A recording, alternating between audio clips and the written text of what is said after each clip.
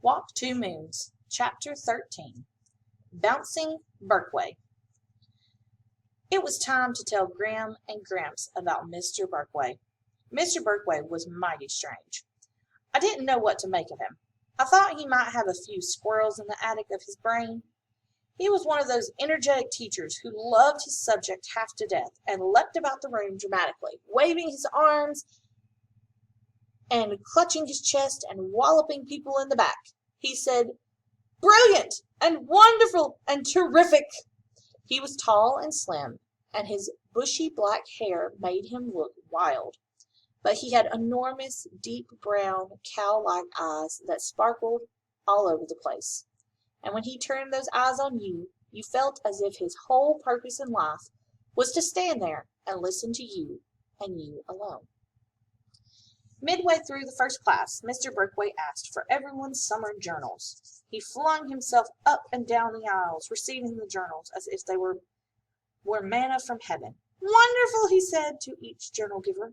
I was worried. I had no journal. On top of Mary Lou Finney's desk were 6 journals. 6.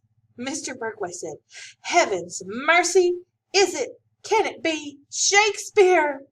He counted the journals. 6! Brilliant. Magnificent. Christy and Megan, the 2 girls who had their own club called the GGP, whatever that means, were whispering over on the other side of the room and casting maleficent looks at Mary Lou's direction. Mary Lou kept her hand on top of the journals as Mr. Berkway reached for them. In a low voice, she said, "I don't want you to read them." "What?" Mr. Berkway boomed. "Not read them?" The whole room was silent. Mr. Berkway scooped up Mary Lou's journals before she could even blink. He said, "Don't be silly. Brilliant. Thank you." Another girl, Beth Ann, looked as if she might cry. Phoebe was sending me messages with her eyebrows that were indicating that she was not too pleased either. I think they were all hoping that Mr. Berkway was not actually going to read those journals. Mr. Berkway went around the whole room snatching journals.